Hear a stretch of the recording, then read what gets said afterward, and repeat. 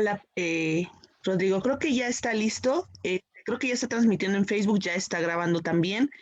Entonces, pues ya puedes iniciar en cuanto tú me digas, ¿de acuerdo? Voy a activar el chat y pues te dejo con la clase. De acuerdo, si quieres damos nada más unos 2, 3 minutos para que se terminen de conectar, ¿vale? Perfecto, sin problema. Aprovecho para saludar a todos, buenos días y nos vemos al ratito.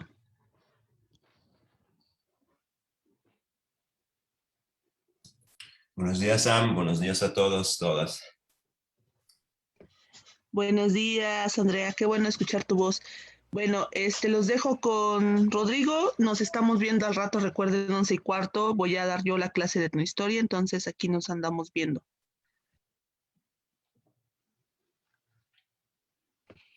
Ya pudiste entrar, Shilo, aquí andamos ya.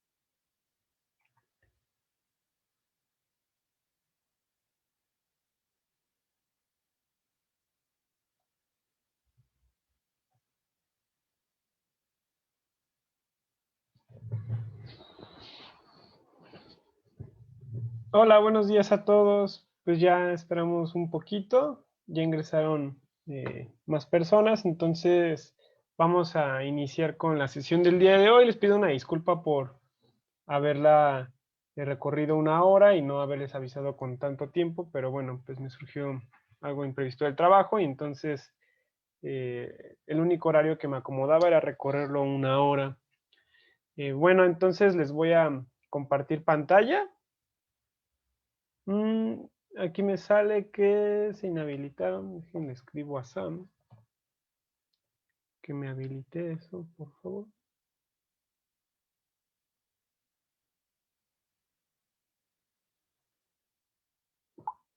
Pero en lo que me habilitan esa opción, me parece necesario que refresquemos un poco la memoria de los contenidos que vimos la clase pasada. Espero que hayan podido leer su guía, si aún les faltaba concluir el módulo o iniciarlo, y entonces tengan pues dudas, comentarios que hacer al respecto. ¿Quién me podría recordar algunas de las cosas que vimos la semana pasada, sobre todo de los griegos, porque ahorita vamos a ver por qué son importantes?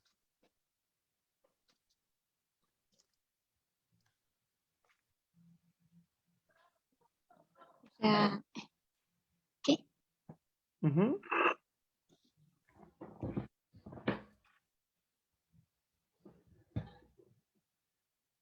A ver, alguien que quiera recordar cosas de los griegos o de la Edad Media.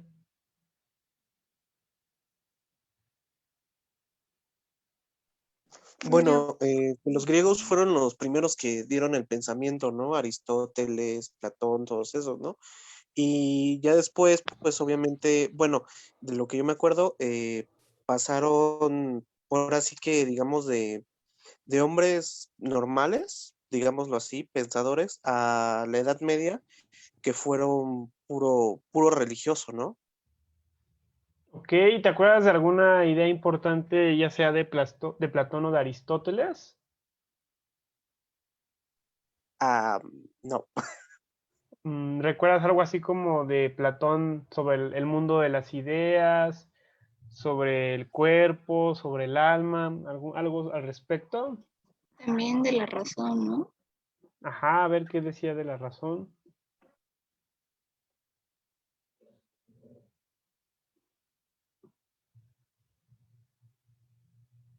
¿No, nadie? A ver, entonces de la Edad Media, ¿alguna idea? ¿Qué fue lo más importante en la Edad Media? ¿Qué hechos Que, fueron los... Ajá, que en la Edad Media la mayoría, o si no por decir todos, querían darle una explicación del por qué Dios fue el que nos creó y bueno, todo era bastante teológico y centrado en ello. ok, sí, pero aunque fue teológico, ¿se abandonó la filosofía o no? No, seguían siendo pues, pensadores, seguía habiendo este tema del alma, pero pues sí dándole como el crédito a Dios por habernos creado. Ujú. Ok. ¿Y recuerdan qué imperio fue el responsable de difundir tanto el pensamiento griego en un inicio como posteriormente el cristianismo en toda la zona de Europa occidental? ¿Sería el romano? Así es. ¿Y se acuerdan cuál fue el hecho decisivo que yo les comenté en el año, bueno, está mal fechado, sería en el año 4 antes de nuestra era? ¿Quién nació en el año 4 antes de nuestra era? A Cristo, ¿no? Jesús. Ajá, exacto. Y el movimiento que se desprendió de la creencia en Jesús, en la creencia de que él era el Mesías, pues cambió las estructuras eh, de pensamiento, pero también las estructuras políticas en gran medida del Imperio Romano y de ahí hasta la Edad Media. Después hablamos de que en la filosofía, bueno, en la Edad Media hubo como dos hechos que fueron, les dije, de transición a la Edad Moderna. No sé si los recordarán. Me acuerdo que nada más uno era el descubrimiento de América en 1492 Ajá, y el bien. otro sí, no me acuerdo. El otro, a ver, aquí tienen, ¿qué fue eso? Esta imagen que les estoy mostrando.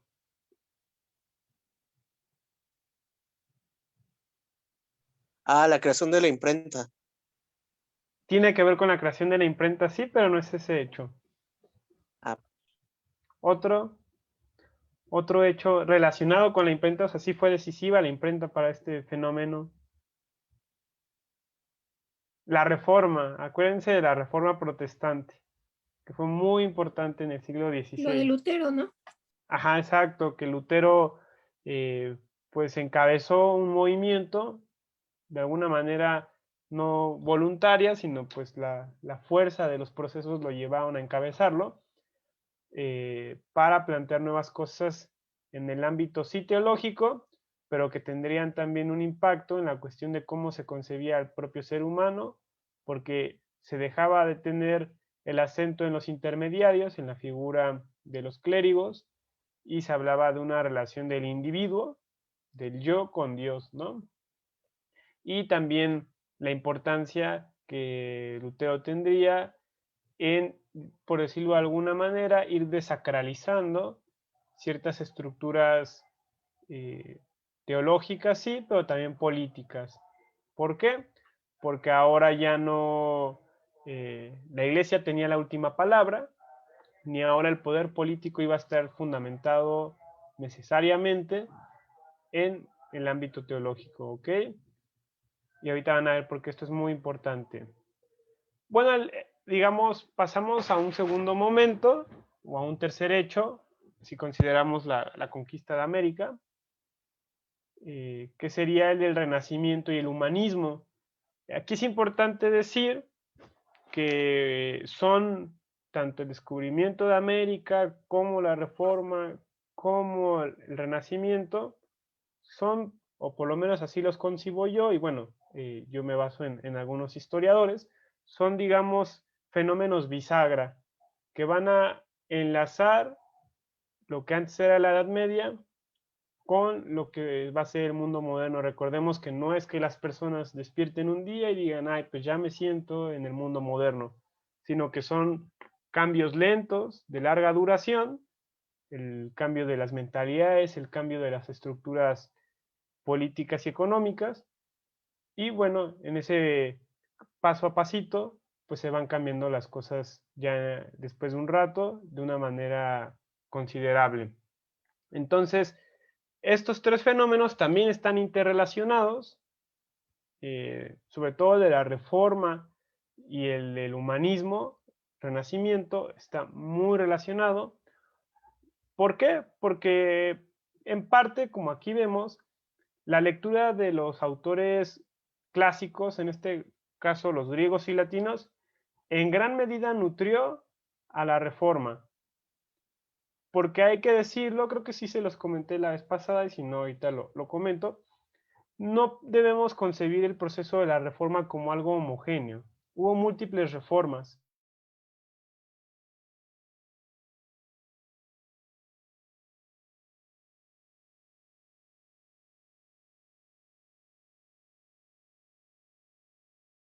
El Principado de Sajonia fue el que estuvo más próximo al de Lutero.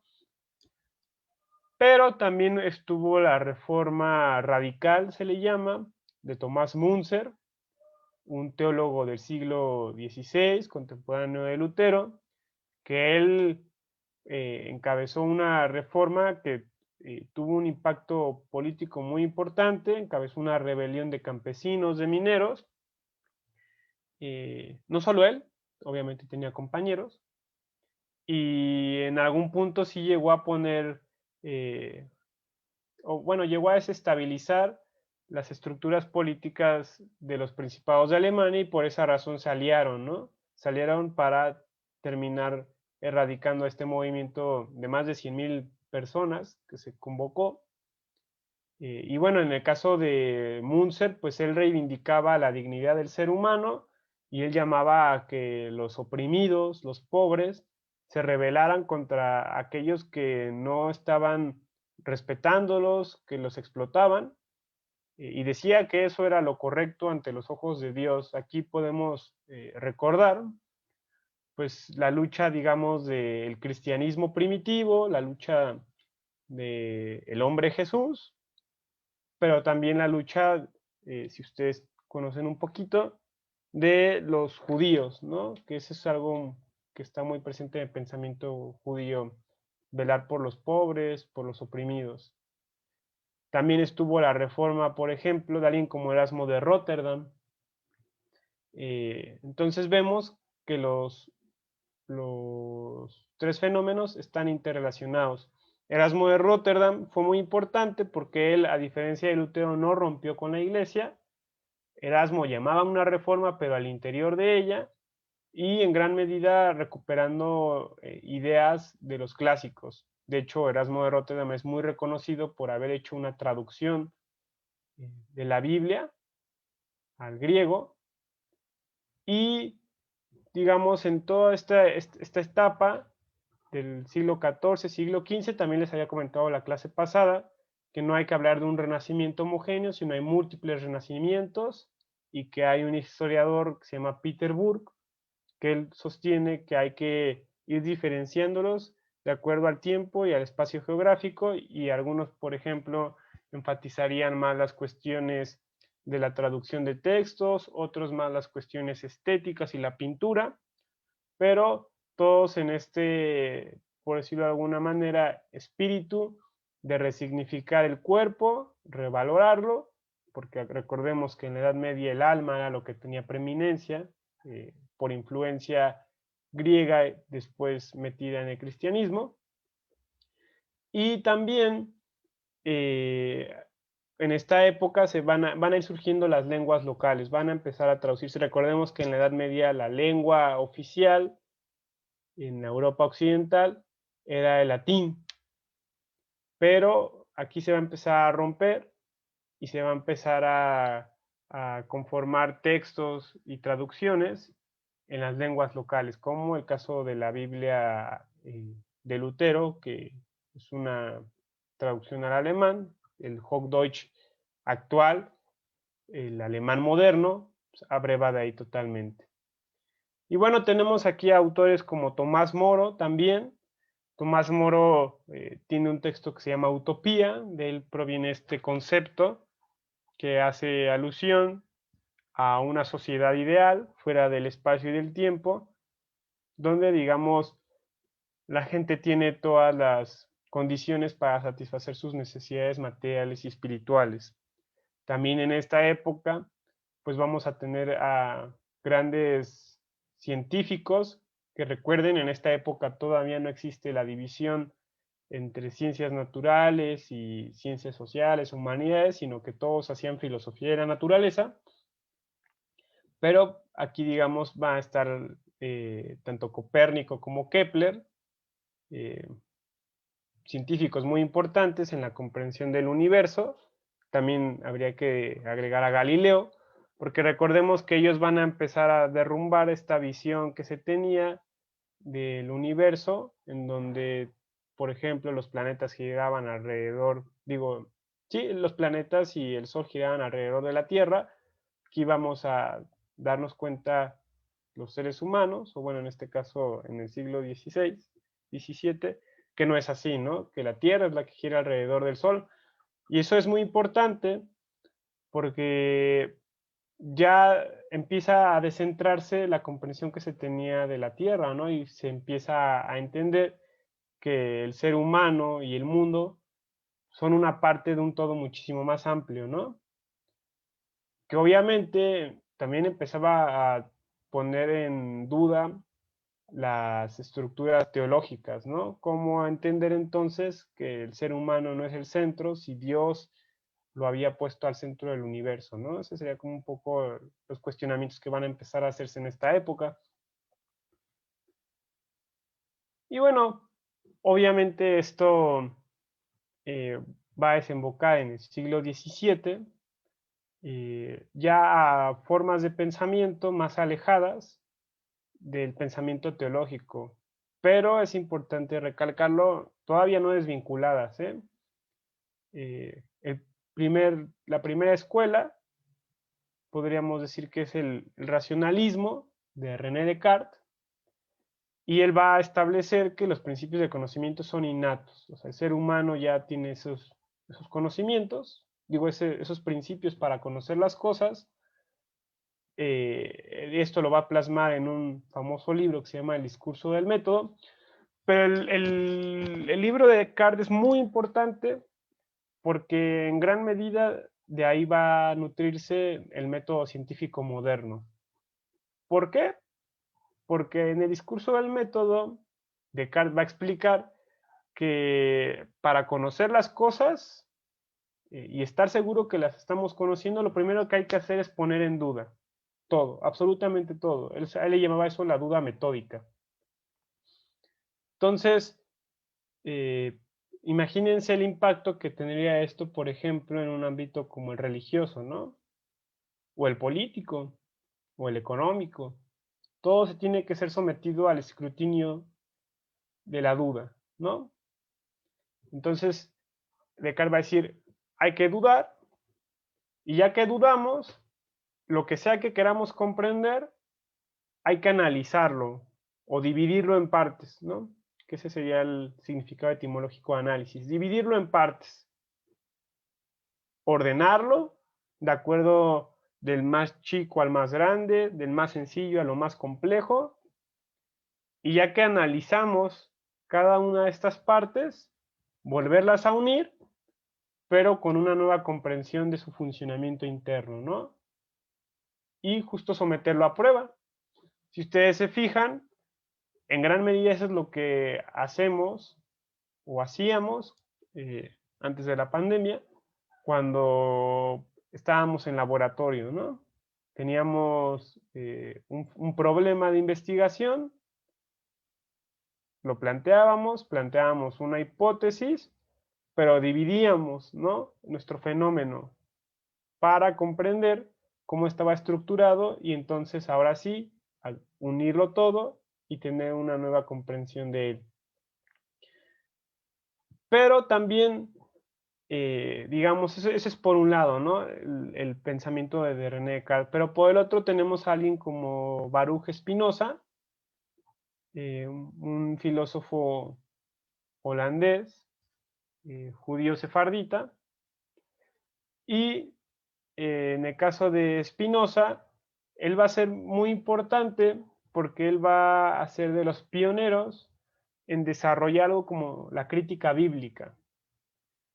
Esto es muy importante porque Baruch Spinoza va a ser de los primeros autores que va a empezar a cuestionar el carácter infalible y el carácter divino del texto bíblico. Él va a ser de los primeros en empezar a arrojar hipótesis de que hay contradicciones en el texto bíblico, y por contradicciones no me refiero a que haya cosas falsas. Esa es una comprensión, a mi entender, pues muy superficial de lo que involucran los textos sagrados para las religiones, sino más bien a que hay distintas narraciones de un mismo fenómeno y que a veces se enciman. Recordemos que en la antigüedad no existía estas nociones de lo verdadero y lo falso, como ahora las entendemos. Justo esta nueva comprensión es la que va a empezar a desarrollar ese tipo de nociones. Entonces se empieza a cuestionar el texto bíblico de, a ver, ¿por qué en Génesis 1 tenemos un relato de la creación y en Génesis 3 tenemos otro? En uno se nos dice que todo fue creado en 7 días y en el otro no nos dan esa cronología. En uno aparece primero los cielos y después la luz, y en el otro al revés. Cosas así son las que uno va a que Spinoza va a empezar a notar, ¿no? Lo mismo con las narraciones que se suponen hasta ese momento históricas del texto bíblico. Les digo que esto es importante porque ahora no solo se va a aplicar al texto bíblico, sino a partir de aquí se va a aplicar absolutamente a cualquier texto. También en esta época es cuando va a empezar a surgir el análisis de fuentes, del cual se nutre muchísimo la historia hasta el día de hoy, ¿no? Desde el siglo XIX que surge la historia ya como una disciplina propiamente dicha, hasta el día de hoy. Vamos a cuestionar fuentes, vamos a preguntar quién la hizo, cómo la hizo, a quién iba dirigida, si realmente el lenguaje que se estaba utilizando era un lenguaje propio de esa época. Por decir un ejemplo quizá un poco exagerado, pues si nosotros estamos ante un texto del siglo XVII y de repente encontramos la palabra chido, pues vamos a decir, oye, aquí hay algo que no encaja, pues ¿a poco en el siglo XVII decían chido para decir que algo estaba padre, que algo les gustaba, ¿no? Entonces por eso es importante la contribución de Spinoza. ¿Hasta aquí alguna duda?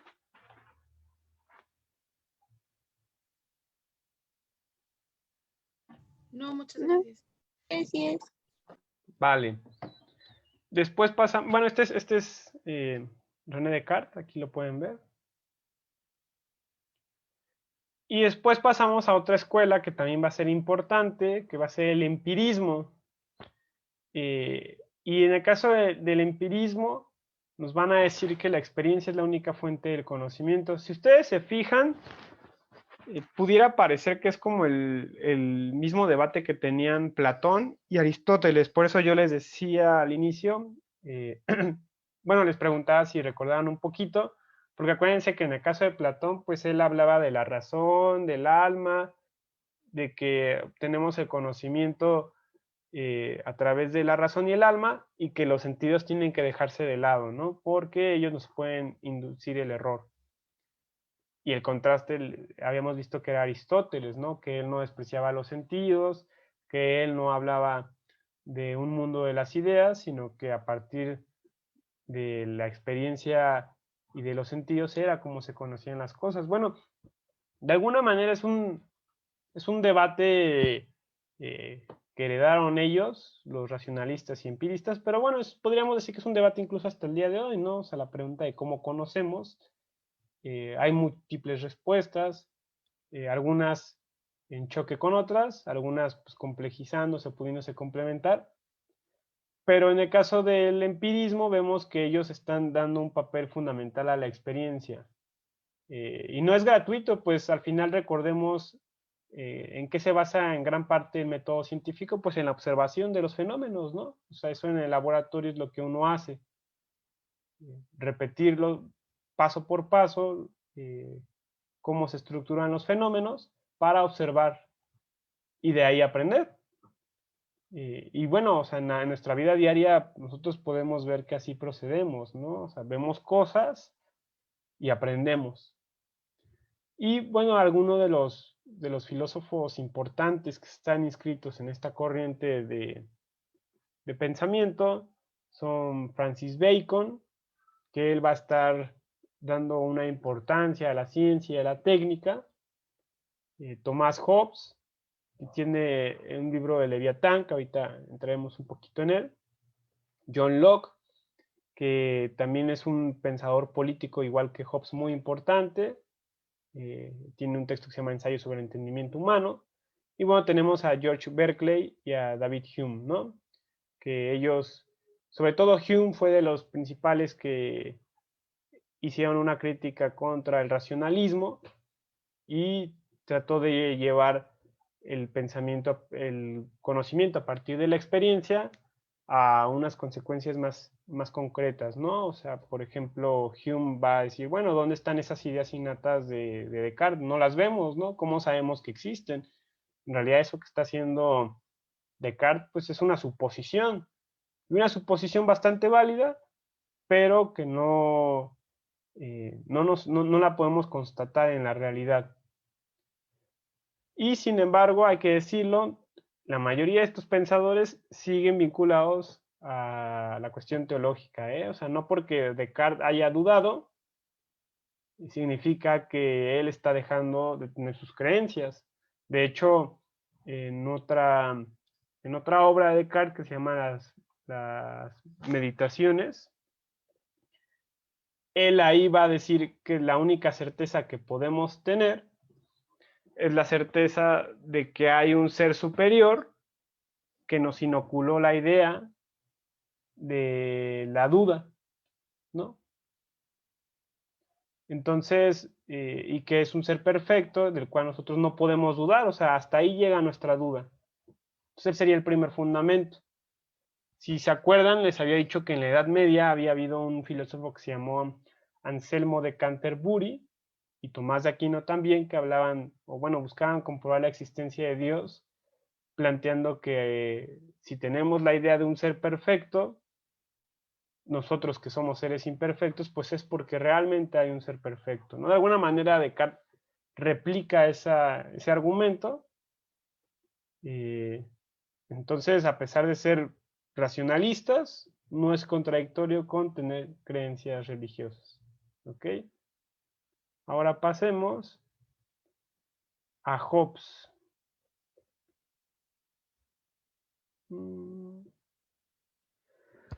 ¿Por qué es importante Hobbes?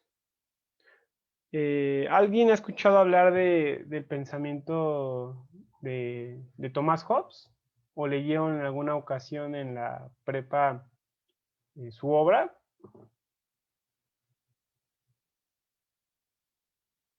No. Ok, pues él tiene una obra que se llama El Leviatán. Si ustedes pueden ver aquí en la imagen, se supone que este es el frontispicio de la obra cuando se publicó. Ese sería el Leviatán. Por Leviatán, Hobbes estaría definiendo al Estado. Hobbes fue un filósofo muy enfocado en las cuestiones políticas, y lo que él va a decir es que los seres humanos son seres por naturaleza egoístas, individualistas, que solo están buscando satisfacer sus propias necesidades, y que entonces todos estamos, en un primer momento, él le llama en un estado de naturaleza, donde el ser humano busca sobrevivir, y para poder hacerlo, pues se allega de las cosas que le van a satisfacer. Pero ¿qué pasa cuando se encuentra con otra persona, con otro individuo que también quiere lo mismo para poder sobrevivir? Comida, agua, recursos, lo que ustedes quieran. Dice Hobbes, pues van a entrar en un conflicto, ¿no? Entonces, cuando entran en un conflicto, pues se despedazan. Y de aquí una famosa frase de Hobbes de que el hombre es el lobo del otro hombre, ¿no? Entonces, la única manera de evitar que se estén despedazando los seres humanos, va a decir Hobbes, es a través de un contrato social. ¿Esto qué quiere decir?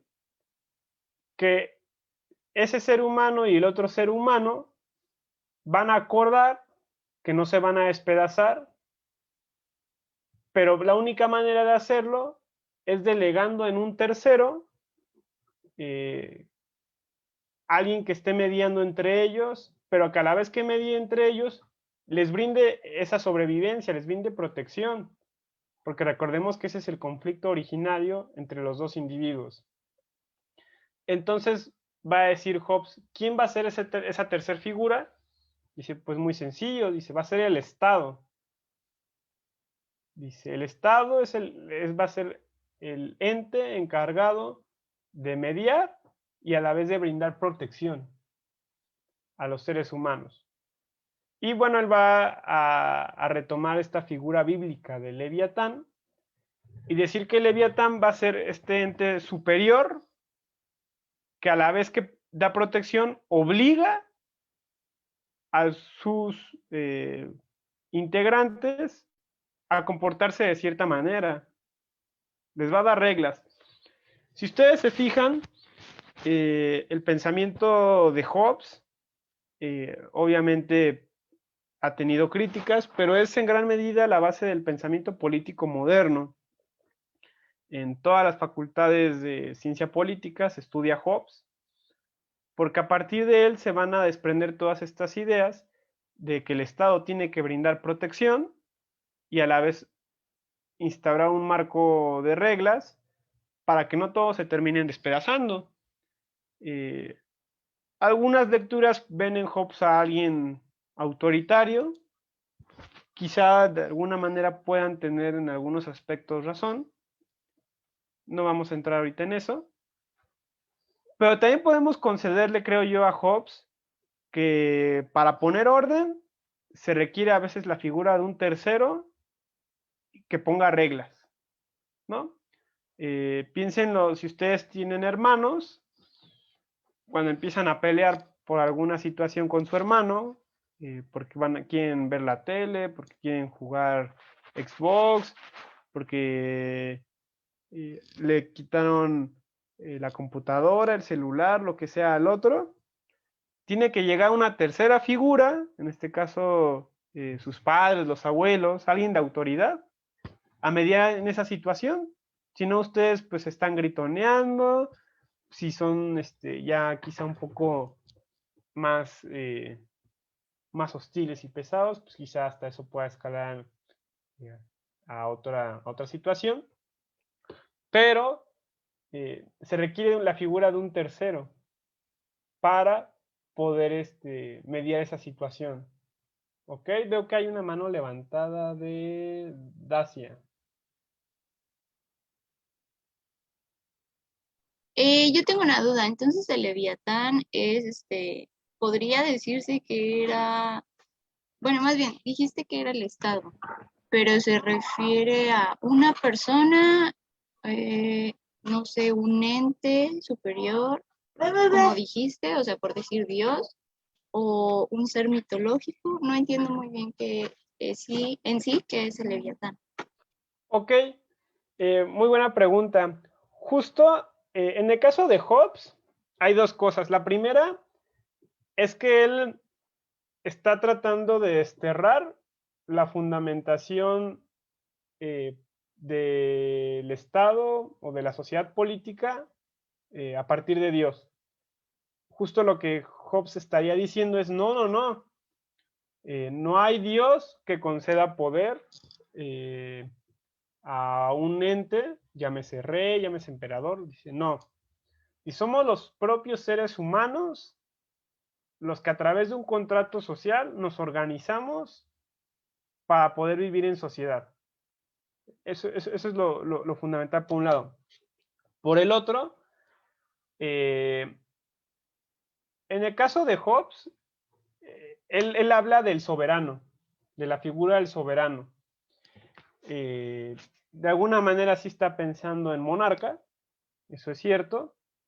El monarca sería el que concentra ese pacto social y el que pone orden, pero al final el soberano, digamos, sería esa punta del iceberg de lo que es el Estado, ¿no? Y justo, bueno, yo decía que muy importante tu pregunta, porque la teoría política de Hobbes se va a empezar a leer desde distintas claves. La primera va a ser la clave monárquica, ¿no? Pero después se va a decir, bueno, no necesariamente el soberano tiene que ser el rey, puede ser también un parlamento, puede ser también un presidente, ¿no? O en este caso, una república dividida por tres poderes. Si se fijan, esas reglas siguen operando hasta el día de hoy. Quizá con unos cambios, complejizándose un poco, pero al final está la figura tercera a la que se le tiene que delegar los derechos para que medie y no nos destrocemos. Y a cambio va a dar protección, va a dar comida, va a dar, o sea, todo lo que nosotros tenemos en nuestro estado. Y claro, digo, para que lo pensemos de manera contemporánea, pues piensen en el caso del Estado mexicano, ¿no? O sea, es un estado en el que, por lo menos desde el 2006, hay mucha crisis de inseguridad. Y entonces, claro, la pregunta es, bueno, si el Estado tendría que brindar seguridad, pues cómo, y obligarnos a la vez para que no nos destrocemos entre nosotros, pues cómo nos va a obligar si no nos puede brindar lo mínimo, ¿no? La condición indispensable por la cual todos estamos unidos o subyugados a este estado, ¿no? Que es la protección, o sea, no hay protección. Y de ahí pues se desprenden muchos problemas políticos, ¿no? No sé si respondí tu pregunta. Sí, ya me quedó más claro, muchas gracias. Ok. Sin embargo, también hay que decir que Hobbes no está tampoco abandonando el pensamiento religioso, ¿eh? De hecho, la figura de Leviatán es una figura bíblica. Y si ustedes tienen oportunidad de, de revisar el texto de Leviatán, pues es un texto fácilmente conseguible. Hasta eso no es un texto pesado, ¿eh? O sea, es un texto que se lee bien, sobre todo el libro segundo, que es donde plantea a grandes rasgos lo que les está explicando. Vemos que está conformado por 4 libros o 4 partes, de los cuales la tercera y la cuarta sí son explicaciones teológicas. Entonces, podríamos decir que Hobbes está tratando de encontrar dos vías. La primera vía, a través de la razón, de dar una explicación de por qué existen las sociedades políticas. Pero a la par también va a dar una explicación teológica, y que en algún punto se conectan. no voy a entrar más en detalle en eso, pero es importante tenerlo claro. ¿Por qué creo yo que es importante tenerlo claro? Porque el día de hoy todavía se habla a veces, ¿no?, de que en el siglo XVII, siglo XVIII se abandonan las explicaciones teológicas y se optan por explicaciones científicas, ¿no? Ahorita vamos a ver justo eso con el enciclopedismo y la ilustración. Y sin embargo, eso no es tan preciso, porque en realidad las explicaciones teológicas siguen operando en todos los ámbitos, ¿no? Digo, les doy un ejemplo muy claro, ¿no? Decimos que Estados Unidos es el país, o bueno, se dice, ¿no?, a veces que es el país más democrático, más científico, pero bueno, ustedes pueden ver cada toma de protesta de algún presidente, pues ante qué jura, ¿no? Ante la Biblia. Y así podríamos seguirnos con otros fenómenos en donde pues pareciera que siguen presentes estas estructuras. Pero bueno, no ahondo más en ello. Ahora está el enciclopedismo, que va de la mano de la ilustración. A finales del siglo XVIII va a empezar a situarse ya más el acento en las explicaciones de carácter racional, de carácter científico, por lo menos en el sentido que habíamos visto con René Descartes, también con Francis Bacon, de darle una importancia a la técnica, a la ciencia y no tanto a las explicaciones religiosas. Y se va a redactar un proyecto que se llama la redacción de la enciclopedia, o diccionario razonado de las ciencias, en donde va a ser un compendio, por decirlo de alguna manera, donde distintos autores, especialistas en sus temas, van a desarrollar una especie de artículos, pues sí, como un diccionario, imagínense, nada más que en este caso de fenómenos científicos, y van a dar una explicación. Y los directores fueron Denis Diderot y Jean Lerond d'Alembert, ¿no? Imagínense una obra de más de 35 volúmenes, en la que participaban más de 160 autores. Es algo inmenso, y ustedes pónganse a pensarlo, ¿no?, en proporción de lo que en su momento había sido la Biblia, también conformada por muchos autores, también tratando de dar ciertas explicaciones, pero pues esta ya es de más de 35 volúmenes, ¿no? Entonces se lo lleva de calle. Digo, ahora nosotros no tenemos tanto acceso a una enciclopedia en formato físico. En las bibliotecas públicas, por supuesto que las hay, y quizá algunos de ustedes en su casa tengan alguna enciclopedia. Entonces ahí pueden revisar más o menos cómo es el formato. Pero bueno, el día de hoy tenemos la Wikipedia, ¿no?, que sería como el formato electrónico de este primer esfuerzo que era de tratar de concentrar en una colección de obras, pues distintas explicaciones sobre distintos fenómenos, ¿no?, de carácter histórico, de carácter físico, de carácter biológico, etcétera, ¿no? Pero esto está enmarcado en lo que les comentaba, que es la ilustración, ¿no? Quizá la formulación más precisa de lo que es la ilustración esté en un texto del filósofo Immanuel Kant, que justo se llama ¿Qué es la ilustración? Y ahí Kant lo que dice es que el ser humano ha llegado a una etapa en donde puede acceder a su mayoría de edad, le llama Kant, en la cual él decida darse las explicaciones por sí mismo a través de la razón, y a través de la razón actuar en consecuencia, tener conductas de carácter racional. Dice, ya no se requiere de una figura de autoridad, llámese clérigo, llámese el maestro, dice, que te diga cómo tienes que pensar. Dice, ahora nosotros, el ser humano, lo puede hacer por sí mismo. Dice, y tiene al alcance el conocimiento de las cosas. Entonces, aquí, digamos, se encumbra la razón.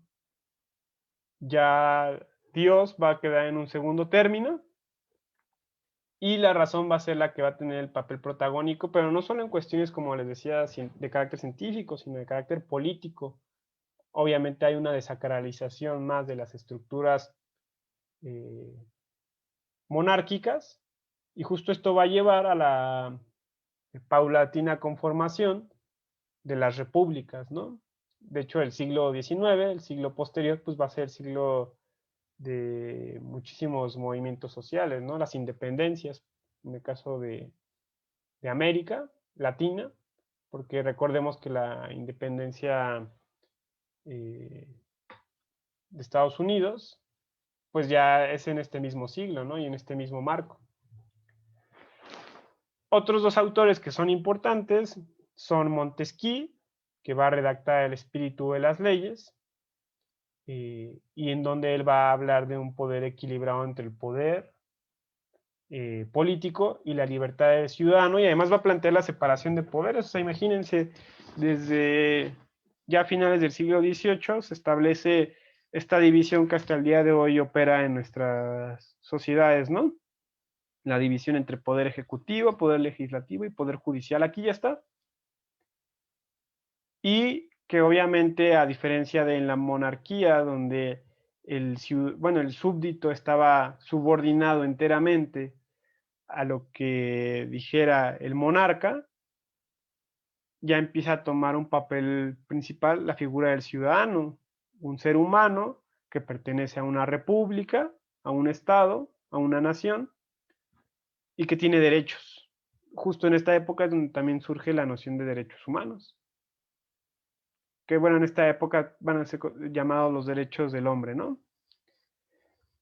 Otro pensador importante va a ser Voltaire, que él va a estar defendiendo la libertad de pensamiento y el respeto a todos los individuos, y bueno, va a estar luchando contra la tiranía de los monarcas, y contra la superstición, ¿no? Que en este caso él se refería, pues a defender a partir de argumentos religiosos, ¿no? Esta que también les comentaba de Kant, de que no es necesario ya recurrir a una tercera figura. Si ustedes prestan atención, es algo muy similar a lo que ya Lutero estaba diciendo en el ámbito religioso, ¿no?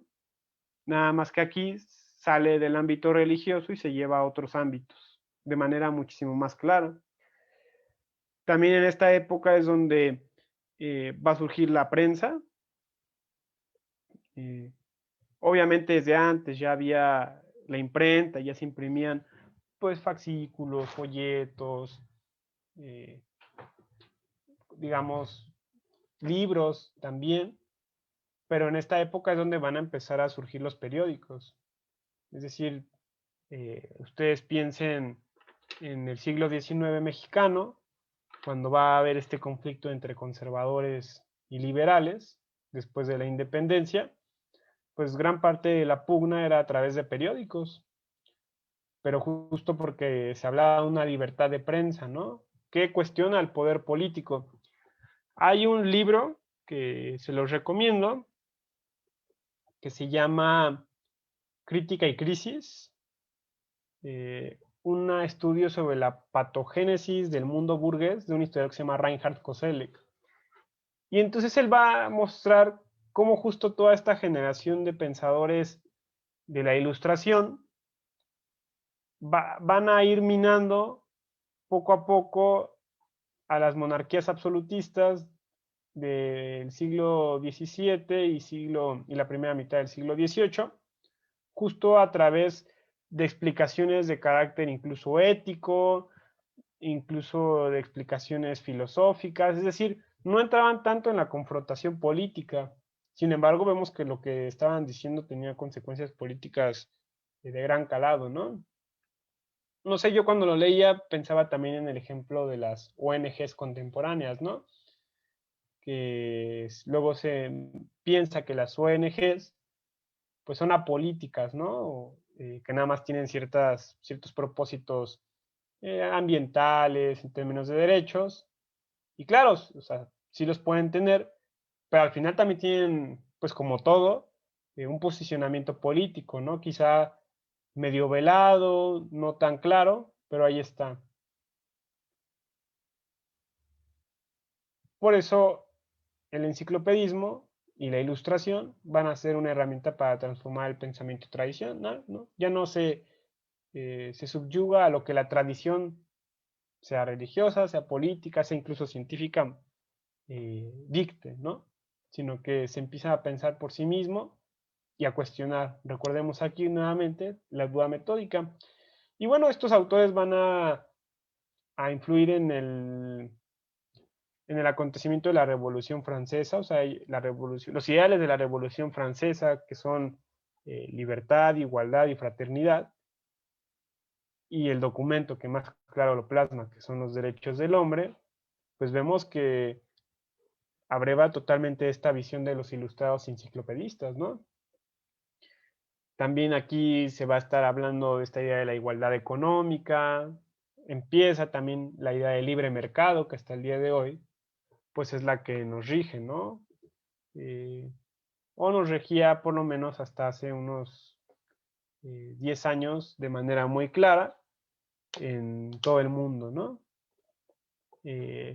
Esta idea de que el Estado no tiene que intervenir para el crecimiento económico, sino que son los propios individuos los que se hacen cargo de eso y que el mercado es el que autorregula, ¿no? Esta idea ya aquí va a estar muy clara y, bueno, va a empezar a instaurarse en el resto de los países en la medida en la que los países van a ir teniendo sus revoluciones o sus independencias y empiezan a alinearse a todos estos ideales de la ilustración.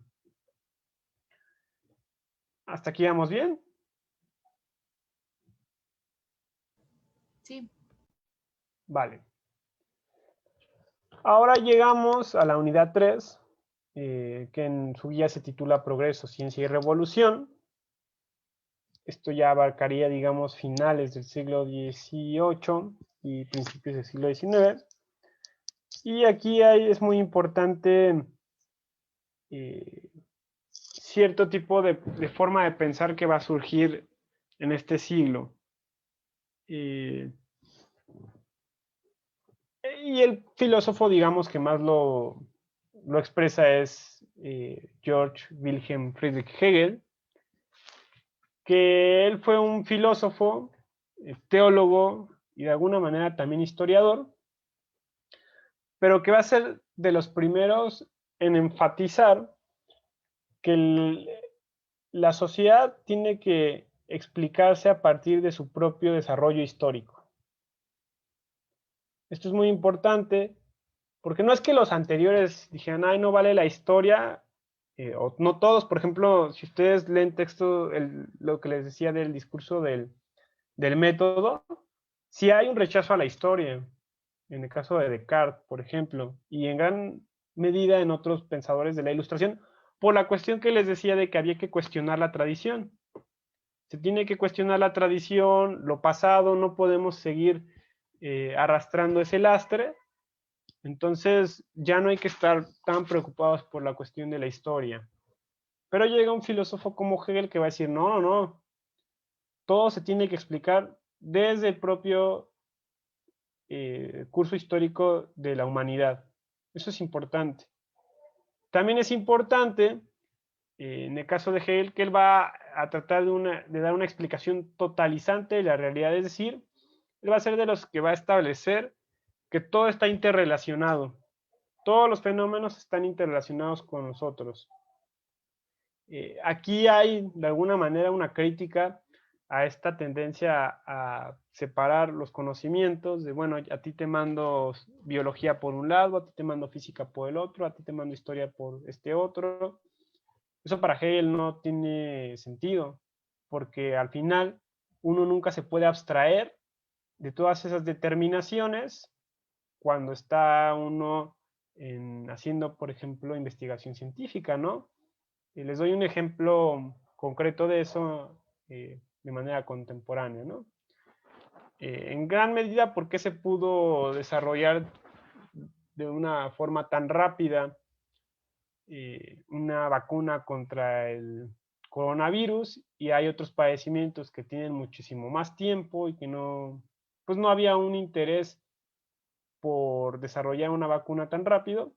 Bueno, pues porque obviamente el coronavirus vino a poner un stop a toda la economía mundial, ¿no? Y claro, eso era impensable. Por un lado, para la gente más acaudalada, pero bueno, también es cierto, porque pues hay que satisfacer necesidades materiales y no puede estar la economía permanentemente parada, ¿no?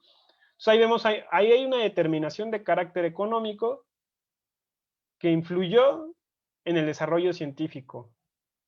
Entonces uno no podría decir, bueno, es que estos investigadores se abstrayeron de esa dimensión económica, no, estaban parados ahí, y también en una dimensión histórica, ¿cuál es? Pues la de una crisis de salud que no se había dado en 100 años, ¿no?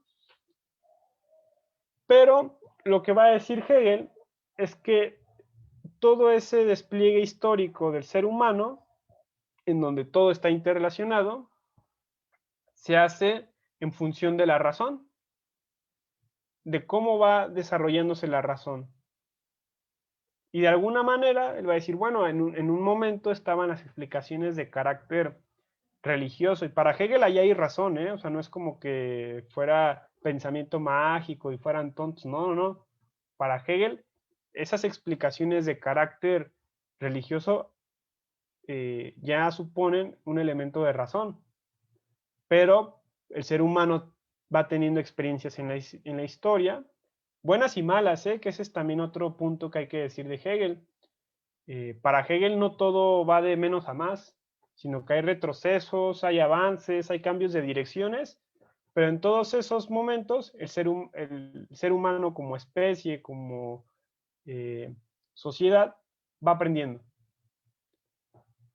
¿Y qué es lo que va aprendiendo en ese proceso histórico? La realización de su libertad. Y va a decir Hegel, ¿dónde lo vemos eso de una manera clara? En la Revolución Francesa. La Revolución Francesa es un punto culminante de todo ese despliegue de la razón. Porque ahí, finalmente, el ser humano se liberó de estar atado a la tradición y a las figuras de autoridad. También es importante decir que Hegel va a proponer otra forma de concebir los fenómenos, otra lógica. No sé si recuerdan que cuando habíamos visto con Heráclito, hablábamos de esta idea de que ningún ser humano, ¿cómo decía Heráclito? Nadie se sumerge en el mismo río dos veces, ¿no? Y decíamos que era por este constante fluir del cauce del agua, ¿no? Que no es estático. Hegel de alguna manera estaría recuperando esta idea de Heráclito. Nada es estático, todo está en movimiento, y como todo está en movimiento, nunca podemos comprender la realidad de manera estática. Y entonces hay contradicciones. Claro, o sea, ustedes piensen, por ejemplo, cuando se enojan, ¿no? Cuando se enojan, pues quizá hacen cosas que cuando estarían tranquilos jamás harían. Si uno los analizara o estudiara de una manera estática, pues uno diría, es que así siempre es él cuando está enojado o ella. Pero no, hay momentos donde por ciertas circunstancias te determinan y reaccionas de cierta forma, y hay otras donde reaccionas de otra manera, ¿no? Piénsenlo también en cómo somos en las redes sociales, ¿no? Claro, alguien me va a decir, no, pues yo soy muy transparente en las redes sociales, ¿no? Y hasta cierto punto puede ser verdad, pero hasta cierto punto uno pone ciertas barreras en las redes sociales, ¿no? Y lo común es que uno suele mostrar la mejor cara, ¿no? Pero pues a veces puedes tener un gran problema por dentro y no lo estás expresando en la red social. Sin embargo, lo tienes. Y en la red social pones la foto que te tomaste el día de antier, donde no estabas con la lágrima a más no poder, estabas muy contento, como si la hubieras tomado hoy, pero en realidad el día de hoy estás triste. Hay contradicciones. ¿Por qué? Porque la realidad es contradictoria, nos va a decir Hegel, porque una realidad que está en constante movimiento tiene que ser contradictoria. Y esto obviamente no solo aplica para la cuestión histórica, sino también para la cuestión política, ¿no? Ustedes quizá a veces pueden ver hasta los mejores políticos según la ideología que ustedes tengan, pues también ellos tenían contradicciones, ¿no? Si son de izquierda, pues el Che Guevara tenía sus contradicciones, ¿no? A veces nos gustaría que fueran la gente más pura, ¿no? Pero bueno, el hecho es que el ser humano está en constante cambio, nos diría Hegel, y pues tiene contradicciones y así hay que asumirlas, ¿no? Pero, digamos, va a haber una escuela que va a decirle a Hegel, todo eso que tú estás diciendo no puede ser, que justo va a ser el positivismo, que va a ser una escuela que va a retomar ideas del empirismo francés, también va a reivindicar la libertad, pero va a poner el énfasis en la ciencia y el progreso. Esto es muy importante, porque recordemos que Hegel ponía el énfasis en la historia, en el movimiento, en el cambio. Y en el caso del positivismo, ellos van a estar recuperando estas ideas que le hablábamos de que algunos pensadores le tiraban mucho a la historia por la cuestión de la tradición. Y entonces lo que van a estar ellos enfatizando es la ciencia, ¿no? La ciencia es el máximo grado del ser humano de desarrollo y la ciencia es la que nos va a llevar a una sociedad mejor. Y el más importante pensador del positivismo fue Augusto Comte, que tiene un libro que en realidad es una compilación de sus cursos, que se llama Curso de Filosofía Positiva, que es un libro como de más de 1000 páginas, donde él a grandes rasgos va a plantear lo que él concebía como el desarrollo del ser humano, ¿no? Para Comte, la humanidad pasa por estadios. Él hablaba del estado religioso, después el estado metafísico, que ya implica dar explicaciones a través de la filosofía, y él decía que el último estadio, que era en el que ahora se encontraba en su tiempo la humanidad, era el estado científico, donde ahora se daban explicaciones de carácter, o bueno, basadas en la ciencia. Acuérdense que también esta época es cuando va a empezar a surgir la teoría de la evolución de Charles Darwin, y entonces el hombre en esta perspectiva iría de menos a más, y lo que estaría abandonando es todas estas explicaciones tradicionales y religiosas. Pero si se fijan, Comte hablaba de la religión de la humanidad, ¿no? Es curioso, o sea, desechaba el pensamiento religioso, pero él decía que a lo que la humanidad aspiraba era una religión de la humanidad. Obviamente lo que él está tratando de decir es que ya no se recurra a un ente superior, sino que las explicaciones sean inmanentistas, ¿no? A partir de la ciencia. Pero la noción fundamental aquí es la del progreso. ¿Por qué? Porque, digamos, desde esta perspectiva del progreso, es que se van a empezar a justificar distintas cuestiones de carácter político, ¿no? Sobre todo en América Latina, en África, a finales del siglo XIX, principios del XX, vamos a ver qué es el discurso que va a estar operando.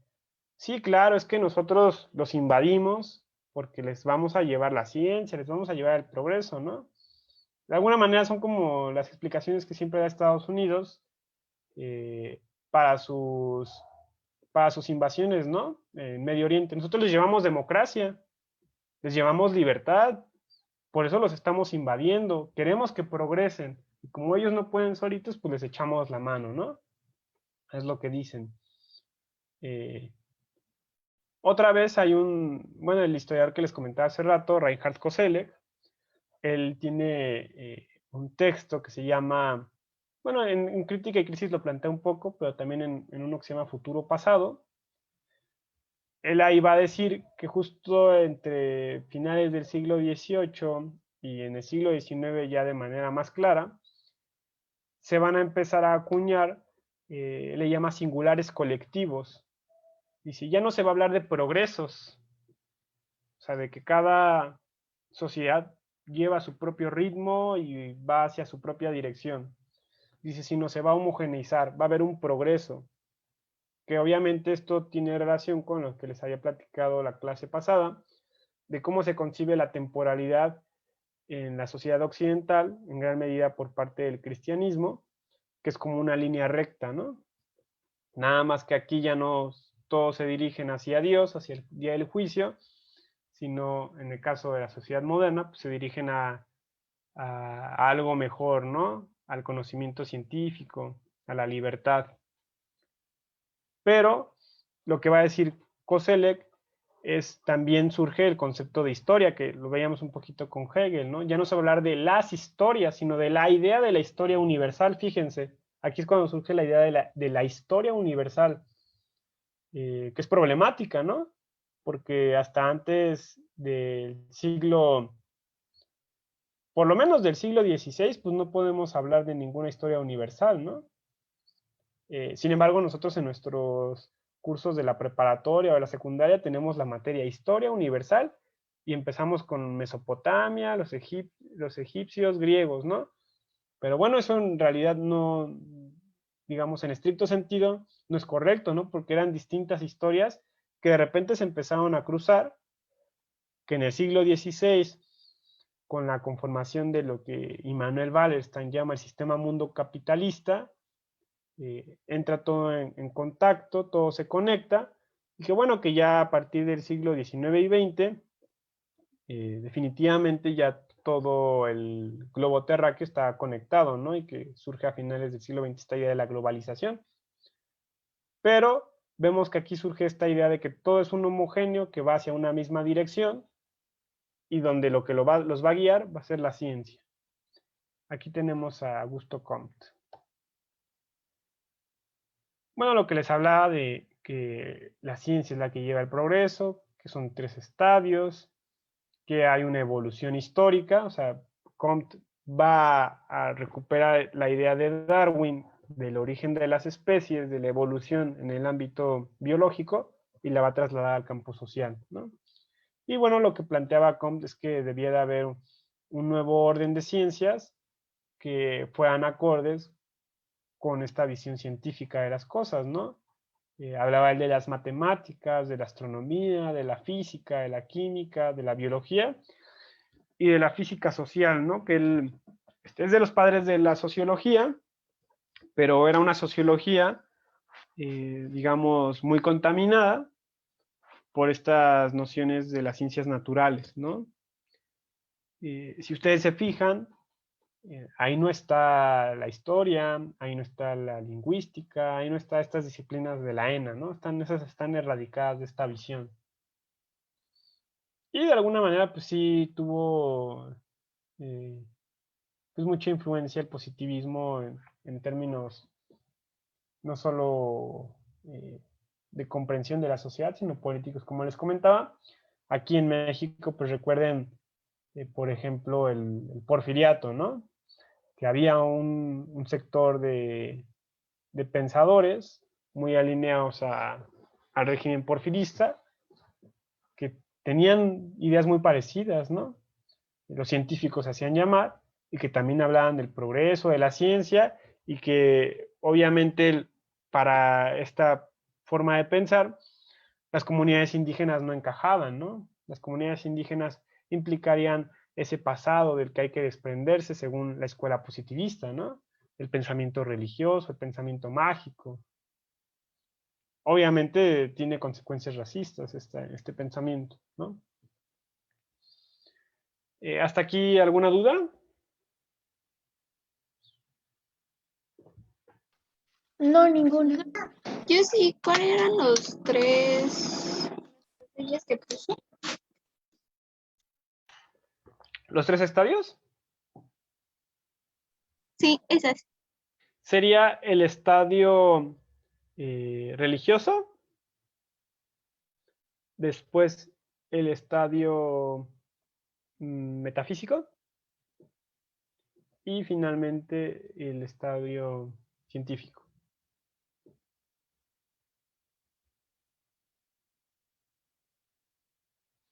Gracias. Y bueno, pasamos ya a uno de los últimos temas de la guía, que es el del materialismo histórico y Karl Marx. ¿Han escuchado hablar de él? Supongo que sí, pero a ver, ¿qué han escuchado hablar de Karl Marx y materialismo histórico? ¿O qué han leído?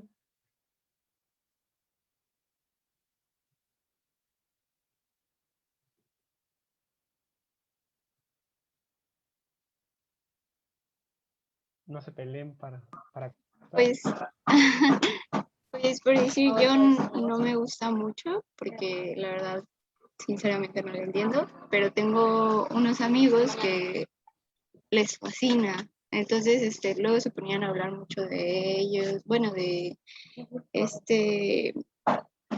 Karl Marx y Friedrich Engels. Y entonces, pues yo así de, ok, espero me sirva en un futuro, pero pues como que no tanto. Ok. ¿Alguien más que quiera agregar algo? Yo, Ajá. que era, o sea, Marx es anarquista, ¿no? O sea, lo que sí estoy segura es que, según yo, es anarquista. Ok, ¿alguien más que quiera agregar algo? Sí, Yo. que había una lucha de clases. Ok. ¿Quién Bueno, más? que se basó en las teorías de Hegel, donde estaba una dialéctica que está representada en la lucha de clases. Prácticamente una síntesis, una antisíntesis y una sola, o sea, estaba un choque cultural, podemos decir, y que estaba representado en ese tipo de sociedad de la lucha de clases. Ok, Tamara, ¿quieres agregar algo también? Bueno, habla mucho sobre el proletariado y Ujú.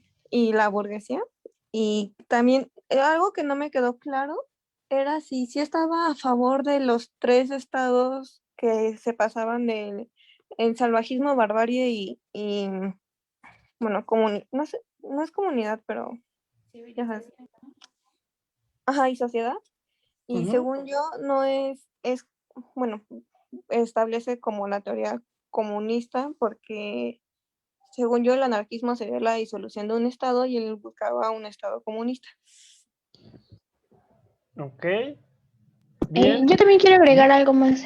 Bueno, pues como retomando que retomó el modelo lógico de Hegel y para construir como su esquema explicativo de la sociedad.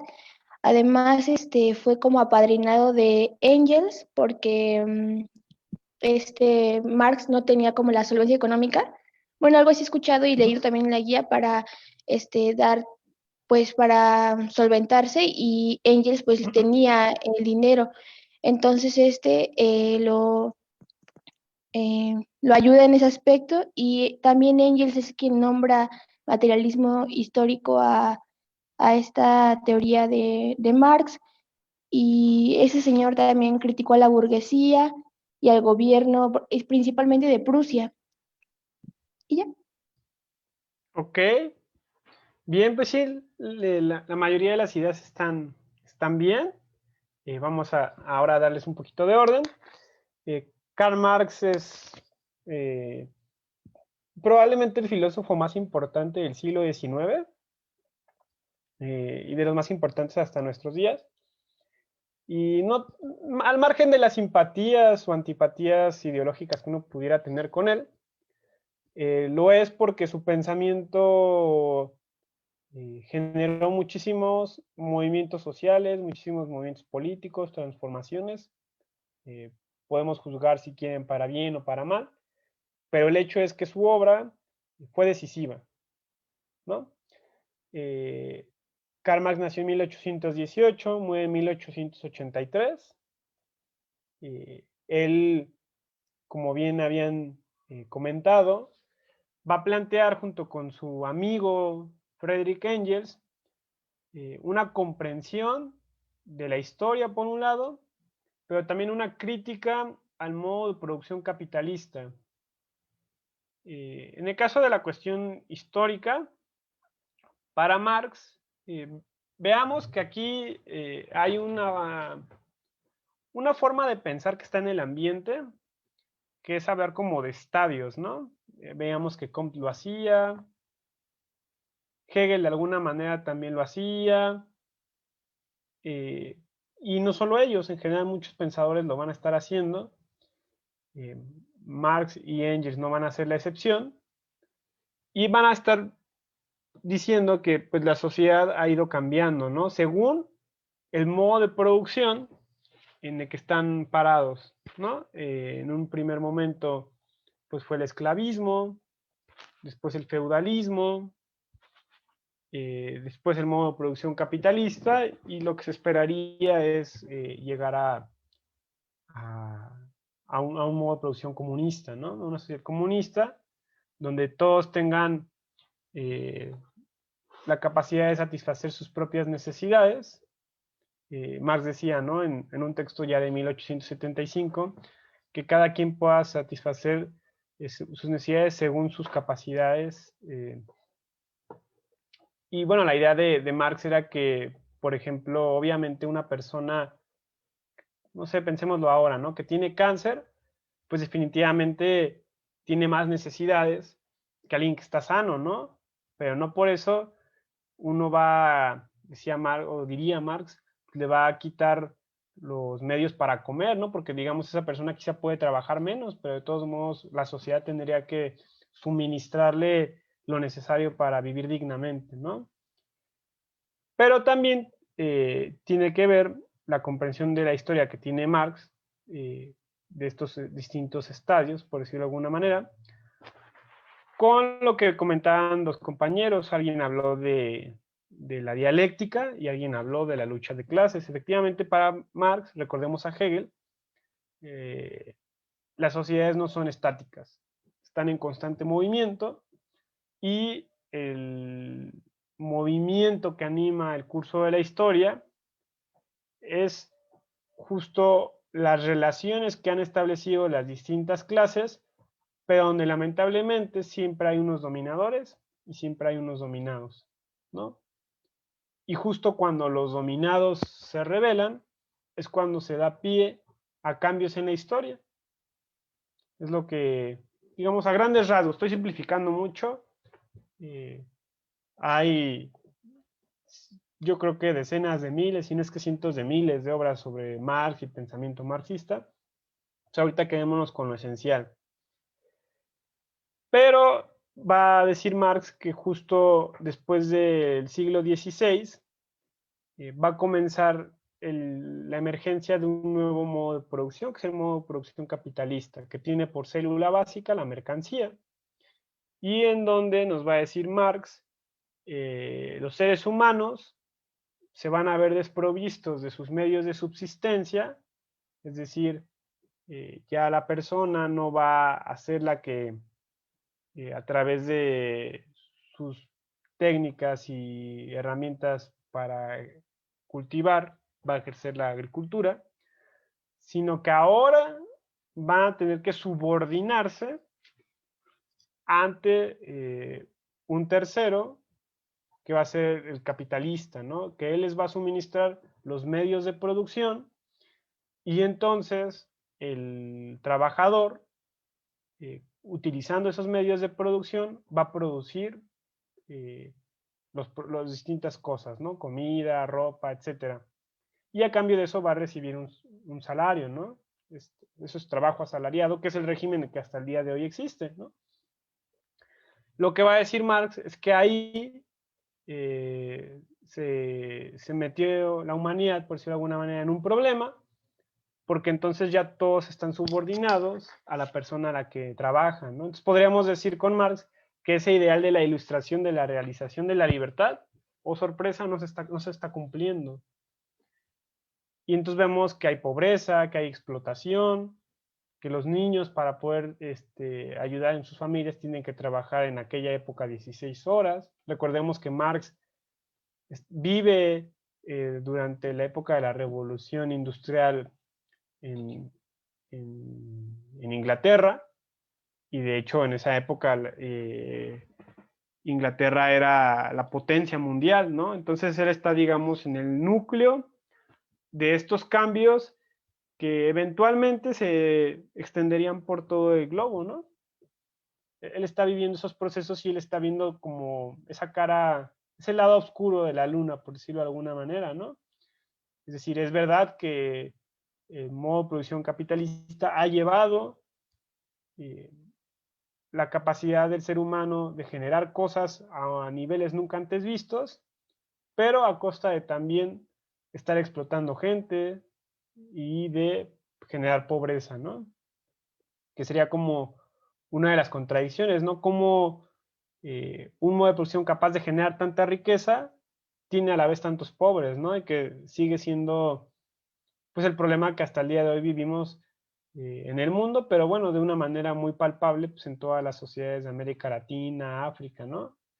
Eh, Vemos un país como México, que hasta hace algunos años tenía al hombre más rico del mundo, como Carlos Slim, pero también tenemos, según las estimaciones que se consideren, pues más o menos el 50% de la población en pobreza y como el 30% en pobreza extrema, ¿no? Entonces, esas cosas son las que está viendo Marx y eso lo va a llevar a él a plantear la necesidad de que los seres humanos, pues también, si lo han hecho antes, ¿por qué no lo podrían hacer ahora?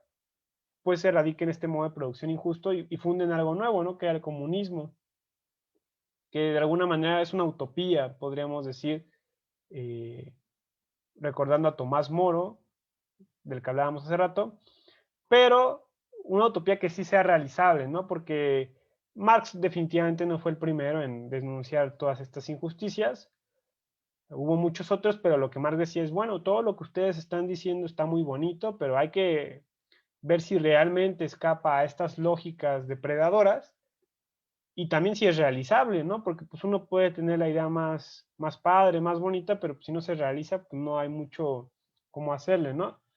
Y entonces Marx, desde sus años universitarios hasta que murió, pues estuvo involucrado en asociaciones políticas, tratando de empujar y concientizar primero a la gente de que estaba esta situación injusta para que posteriormente pues, se decidieran rebelar, ¿no? El gran texto que escribe junto a su amigo Engels es el Manifiesto del Partido Comunista de 1848, un texto que quizá después de la Biblia es el más leído. O sea, es un texto que hasta el día de hoy se lee. En el siglo XX fue muy decisivo para todos los movimientos que se inspiraron en el marxismo, en el comunismo, y era como el manual, ¿no?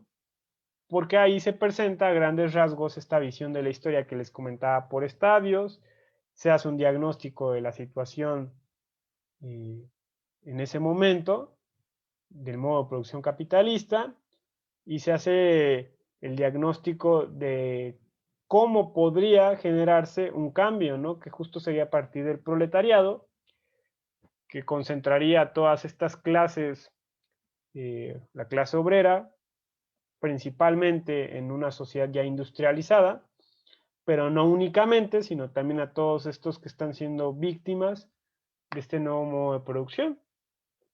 Aquí Karl Marx está atacando un pilar que les había comentado hace rato, que es la idea del libre mercado, que es una idea base del capitalismo. Y lo que estaría diciendo Marx es, bueno, si queremos aspirar a esa realización de la libertad de la ilustración, tenemos que tumbar esta sociedad, ¿no? Y la obra, esa sí es la más importante, no tan leída por lo extensa que es, y porque también Marx un día no la pudo terminar en vida, es El Capital, que se publica en 1867 y digamos es el diagnóstico que hace Marx de toda del modo de producción capitalista. Él publicó en 1867 la primera edición, la segunda en el 73, pero solo de la primera parte. En realidad, iba a haber una segunda y tercera, pero no alcanzó Marx a terminarla, ¿no? O sea, dejó muchos borradores, y bueno, lo que ahora ustedes pueden llegar a ver en las librerías como segundo y tercer tomo, son un acomodo que su amigo Engels le dio, según lo que él creía y leyó y platicó con Marx, de cómo debía ir estructurada la obra, ¿no? En realidad, ya desde hace algunos años, marxistas modernos, muy estudiosos de la obra de Marx, concluyen que en realidad el Capital, o sea, lo que nosotros vimos es una parte de un proyecto de más o menos de 16 elementos, que por lo menos que Marx había, perdón, de 7 elementos que Marx había contemplado. O sea, esos 3 tomos, incluyendo lo que lo que Engels ordenó, es una parte de 7, de un proyecto muchísimo más amplio que Marx quería escribir. ¿Por qué? Porque Marx no solo quería hacer un diagnóstico del capital, sino también de la sociedad moderna. Entonces, él quería también dedicarle un estudio al Estado, al mercado mundial, al trabajo asalariado, a la renta de la tierra, es decir, a muchos temas. La verdad es que Marx era alguien muy aborazado, ¿no? Tanto para el estudio como para la escritura. Ese dato se los dejo. La primera edición del Capital de 1867, en realidad tuvo 3 redacciones antes, que él venía trabajando desde el 59. Entonces nosotros, desde el 57, perdón, o sea, 10 años estuvo trabajando en esta obra. Obviamente sumado al trabajo que ya venía haciendo desde antes y que se complementó con lo que después hizo en esos 10 años, ¿no? Entonces es importante Marx porque a partir de él van a surgir muchos marxismos que se van a decir herederos de la obra de Marx, pero que van a alimentar distintos movimientos sociales con la intención de negar sociedades injustas y aspirar a algo mejor, ¿no? El más claro ejemplo va a ser la Revolución Rusa de 1917, encabezada por Lenin, pero bueno, tenemos otros ejemplos, ¿no? La Revolución Cubana sería como uno de los más cercanos, pero recordemos que muchos países durante la Guerra Fría se van a agrupar en torno al socialismo, ¿no? En contra de el bloque encabezado por Estados Unidos, de los capitalistas, ¿no? Existen los debates de si lo que existió en la época de la Unión Soviética fue un comunismo o no. Algunos dicen que sí, los más antiguos, otros dicen que no, pero bueno, el hecho es que sus ideas de Marx se recuperaron, bien o mal, pero se recuperaron, y a partir de ellas hubo consecuencias muy importantes en el pensamiento y en la política. Por eso es importante Marx. Bueno, aquí tienen un boceto, la portada de cómo lucen el Capital, las Capital. Aquí está, ven aquí 1867. Y bueno, acá del manifiesto del Partido Comunista, ¿no? Las dos más importantes obras. ¿Hasta aquí alguna duda?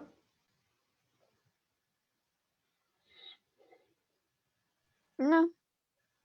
Yo quiero hacer una pregunta. Si esta dialéctica que hace referencia a Engels y Marx, donde la tesis, la antítesis y la síntesis hacen de alguna manera la referencia a la teoría evolucionista de Darwin, supongo.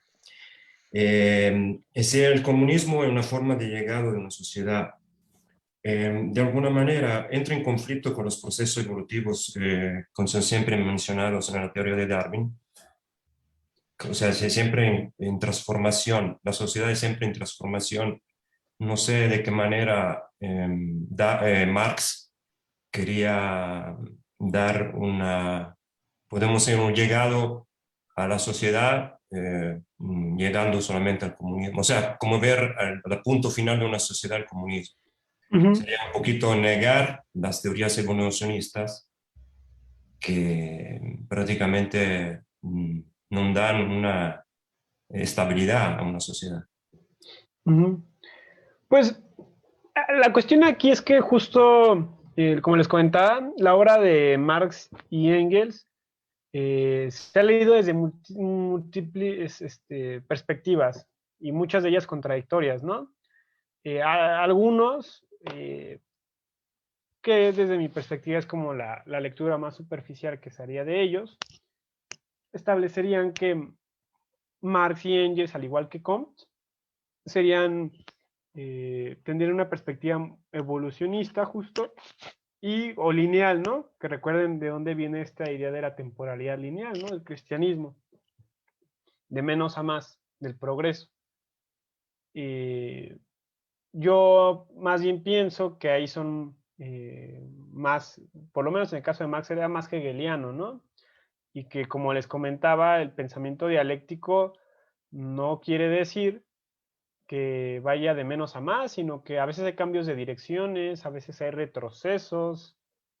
Creo yo que en los escritos políticos de Marx es más visible esta forma de comprender las cosas, y no todo va de menos a más, porque claro, hubo una escuela marxista a finales del siglo XIX, principios del XX, que asumía el evolucionismo y decía, bueno, si vamos a evolucionar, pues, o sea, ¿cuál es la necesidad de nosotros estar luchando y tratando de provocar la revolución si al final de cuentas va a llegar porque vamos en una tendencia evolucionista que eventualmente va a desaparecer el capitalismo y va a instaurar una sociedad socialista, ¿no? Pero justo ahí la pregunta es si realmente Marx y Engels tenían esta forma de pensar, ¿no? Sí tenían una forma de pensar por estadios de manera más clara en sus textos tempranos, pero bueno, como les comentaba, era una forma de pensar, a mi entender, muy histórica.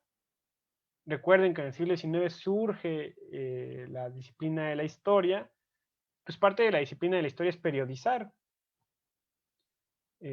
A conveniencia, claro, ¿no? Pero se hace una periodización. Entonces, yo creo que ahí habría que complejizar más si Marx y Engels iban en una tendencia evolucionista o en una tendencia más bien dialéctica. Eso no significa que Marx fuera un antievolucionista, ¿no? De hecho, él consideraba que una de las grandes obras de su tiempo era El origen de las especies, ¿no? De Darwin. Y también justo eso me lleva a otra cuestión, que igual hay filósofos y estudiosos de la obra de Darwin que consideran que también lo que nosotros a veces tenemos de la comprensión de la teoría de la evolución de Darwin es muy simplificada, ¿no? Que en realidad tampoco es como que Darwin estuviera hablando de un desarrollo lineal, ¿no? Sino que era más complejo, incluso algunos sugieren que también hay como un poco de esta estructura dialéctica en el pensamiento de Darwin. La verdad, te digo, es algo a discusión y ahí cada quien puede posicionarse, ¿no? Digo, al final, para propósitos del propedéutico y de su examen, pues contesten lo que diga la guía, ¿no? Eso es para estos propósitos, eso es lo correcto. ¿De acuerdo? Muchas gracias. Y bueno, llegamos a un tema que yo nada más se los quiero aventar así rápido, porque creo que les podría ayudar. Van a ustedes, independientemente de la carrera que decidan estudiar en la ENA, a mí me parece que ustedes van a tener en algún punto contacto con estas tres escuelas filosóficas ya contemporáneas, por lo menos del siglo XX. Y bueno, nada más se las quería mostrar, darles algunas ideas, no ahondar en ellas, no vienen en la guía, por eso le puse que es un epílogo. Pero bueno, por lo menos cuando ustedes entren a sus clases y las escuchen, pues digan, ah, sí, pues recuerdo que existe y algo vimos, ¿no? Hay que decir que en el siglo XX, pues la filosofía, y no solo la filosofía, sino prácticamente todas las disciplinas, tuvieron un boom, emergieron muchas escuelas, entonces es difícil, ¿no? Ya tratar de ubicarlo como habíamos estado haciendo lo de platonismo, aristotelismo, tomismo, agustinismo, sino que ya en el siglo XX pues hay de todo, ¿no? Y tres escuelas importantes son la hermenéutica, la teoría crítica y el postestructuralismo. La hermenéutica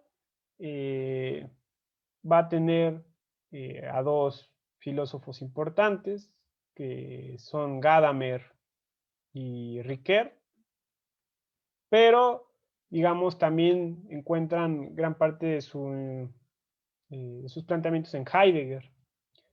Y la hermenéutica a grandes rasgos va a hacer lo que yo les comentaba que así hizo Baruch Spinoza con respecto al texto bíblico, pero lo va a llevar a todos los textos y posteriormente lo va a llevar a un ámbito existencial. Es decir, para la hermenéutica es fundamental la interpretación de los textos a partir de cuestionarlos, pero también lo que van a decir es que el ser humano, digamos, posee una estructura existencial que lo hace estarse interpretando en cada situación, interpretar su existencia y en función de eso proyectar sus posibilidades en la vida, ¿no? O sea, qué va a hacer, cómo va a actuar, cómo va a pensar, ¿no? Esta forma de pensar obviamente tiene influencia de Nietzsche y va a empezar, digamos, a destrozar todas estas certezas que nosotros habíamos visto que tenía el positivismo, ¿no? O sea, para la hermenéutica no va a ser claro que la humanidad va a un progreso, que hay una verdad, que hay una sola razón. La hermenéutica va a decir, no, o sea, nosotros no podemos decir eso porque somos seres históricos y nos estamos interpretando y estamos cambiando constantemente. Y entonces la hermenéutica va a desarrollar, podríamos decirlo, herramientas para la comprensión de todos esos símbolos o textos en donde se plasma una visión de la realidad, ¿no? Y que nosotros interpretamos. Un ejemplo de ello es lo que hacía Riquet. Él tiene un texto que se llama La simbólica del mal, donde él va a retomar el mito de Adán y Eva, y él va a tratar de dar una explicación existencial a partir de esa narración, porque para Riquet, eso se les comenté en la clase pasada, en el mito hay razón, hay racionalidad para Riquet, nada más que de carácter metafórico, y entonces ahí lo que habría que hacer es desenmarañar toda esa cáscara metafórica y llegar a su núcleo, ¿no? Eso a grandes rasgos, les digo, no quiero yo tampoco desarrollar mucha explicación de esto. Va a haber otra perspectiva que va a ser la teoría crítica, que va a ser una perspectiva alemana, que va a nutrirse también de Nietzsche y del marxismo, y que lo que van a plantear los teóricos de la teoría crítica va a ser, en primer lugar, que toda teoría es histórica, y en tanto que toda teoría es histórica, está condicionada por la política y la economía, y en una sociedad capitalista eso quiere decir que está toda teoría condicionada por el capitalismo y el liberalismo político. Y, digamos, la expresión de esta visión de liberalismo económico político sería el positivismo, es lo que van a decir estos autores. Por lo que yo les comentaba, ¿no? De que trata de homogeneizar, empieza a comprender todo como si fueran datos y no procesos históricos, y entonces impide el cambio, ¿no? Y estos autores, digamos, la crítica que Marx había hecho en el ámbito económico la van a empezar a hacer en el ámbito cultural, ¿no? Ellos van a acuñar un concepto que se llama el de industria cultural, y van a decir cómo el ser humano ya también cae bajo las lógicas del capitalismo, hasta en los ámbitos del entretenimiento, o en los ámbitos estéticos, o en los ámbitos científicos, ¿no? Como les decía, un autor de esta corriente que se llamó Herbert Marcuse, daba un ejemplo en un texto que se llama El hombre unidimensional, donde decía, bueno, es que qué curioso que en la época de la Guerra Fría, dice que uno lee en el periódico que se venden búnkers, recuerden pues, que existía el peligro de la amenaza nuclear, dice que se venden búnkers cómodos. Dice, ¿hasta qué punto ha llegado la sociedad capitalista a confundirnos todo? Que ahora creemos que hay búnkers cómodos, dice, cuando la existencia de un búnker habla de una realidad pues, que para nada es cómoda, que está al borde del peligro y de la extinción, ¿no? Decía, bueno, pero pues aquí hablan de búnkers cómodos. Entonces, bueno, la teoría crítica pues trataba de plantear que toda teoría es histórica, política, económica, y bueno, hacían esta crítica que les comento en términos culturales. Y ya a finales del siglo XX surgió una corriente de pensamiento que se llama el postestructuralismo en Francia, que ahí pues pueden ubicar autores como Michel Foucault, que son como autores que están un poco de moda, Derrida, Deleuze, que son autores que van a cuestionar todas estas narrativas del progreso, de la historia universal, de que hemos alcanzado la libertad. Recordemos pues, que ya se han vivido 2 guerras mundiales, la guerra de Vietnam, y pues estamos viendo que ese ideal de la ilustración, de la realización de la libertad, no se logró, pero tanto la teoría crítica como el postestructuralismo va a decir, bueno, ¿y qué pasa si más bien no era tanto que no se logró ese ideal, sino que más bien ese ideal tenía otra cara? Y que nosotros por estar tratando de realizar ese ideal, pues terminamos generando todo esto como humanidad, ¿no? Entonces esto lo van a empezar a plantear los postestructuralistas. Ellos van a estar también explorando muchas cuestiones del lenguaje para los que van a lingüística. Justo si hay, digamos, es imposible establecer una homogeneidad también en el lenguaje, pues cómo podemos empezar a hablar de certezas, de verdades. Tampoco quiere decir que ellos fueran relativistas necios, porque luego hay malas lecturas y se cree de, bueno, pues ellos dicen que todo es relativo, entonces nada es verdad. Entonces cada quien hace lo que quiere. Y no, tampoco se trataba de eso, pero sí de comprender que al final todos son construcciones sociales e históricas y que como tales se pueden desvanecer y se pueden formular otras. Y si dejan de servir, se formulan otras y se quitan y así, ¿no? Entonces, estos pensadores postestructuralistas pues buscaron cuestionar todos estos grandes relatos, ¿no? Del siglo XX, la idea de la revolución, porque claro, ellos empiezan a ver en qué se está convirtiendo las supuestas sociedades comunistas o socialistas. Dicen, bueno, tampoco eso ha logrado resolver los problemas de la humanidad. Entonces, quizá la idea de revolución hay que cuestionarla, quizá la idea de clase, porque también, al igual que los de la teoría crítica, empiezan a ver que el proletariado o la clase obrera, pues a veces no, o sea, sí sufre, pero a veces no, eso genera que adquieran conciencia y quieran cambiar las cosas, a veces se acomodan en el propio sistema, ¿no? Piensen en estos casos de cuando hay gente que tiene un trabajo donde es muy explotada y la persona defiende a capa y espada al empleador explotador. No, es que él no tiene que pagar impuestos porque él genera empleo. Dices, oye, pero pues te está explotando, sí, pero es que él me da este empleo, ¿no? Entonces no le cobren impuestos, el Estado no tiene que hacerse cargo de eso, que se hagan de cargo de eso los empresarios. Bueno, ahí vemos que ya esta persona interiorizó todo este discurso, no es rica y sin embargo defiende, ¿no? Como si fuera tal. Entonces, son escuelas que seguro de pensamiento ustedes van a encontrarse, eso sería grandes rasgos. Y bueno, no sé si tengan alguna duda, comentario o pregunta antes de concluir ya la sesión. No, ninguna. Gracias. Ninguna, todo bien. Ok, bueno, pues entonces ya del módulo de filosofía lo damos por concluido.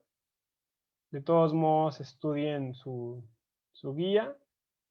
No vayan a confiarse. También si en algún punto alguno de ustedes tuviera alguna duda, pues ahí en Facebook, pues ahí ubican mi Facebook y me mandan un mensaje y yo sin problema se los puedo responder. Estoy a su disposición. Claro, también no sean tan desesperados, ¿no? De, a ver, contéstame en este momento. Pero si ustedes me lo mandan, me doy el tiempo de de contestarles, ¿vale? Les deseo mucho éxito en su examen, que pues todos ustedes son grupo 1, entonces pues que todos ustedes queden, ¿no?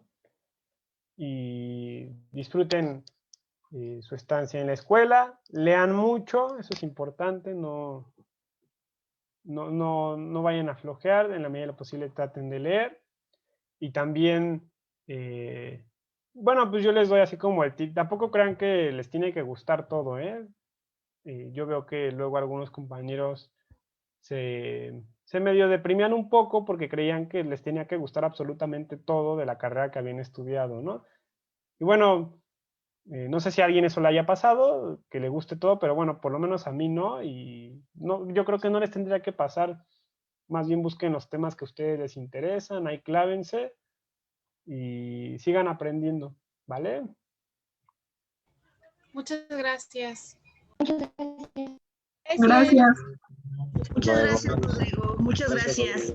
Muchas gracias. Pues bueno, Rodrigo, entonces pues, le agradecemos mucho la sesión, les agradezco a todos. Bueno, son 10 para las 11. La clase yo la tengo programada hasta las 11:10, algo así.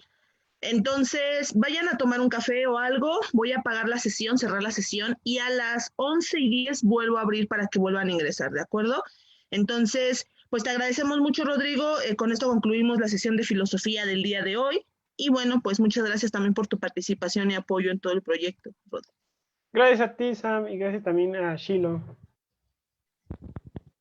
Dale, cuídense mucho. Nos vemos al rato, chicos. En unos 20 minutos vayan a tomar un café o algo. Gracias, Rodrigo. Bye, hasta luego. Bye. Gracias, bye.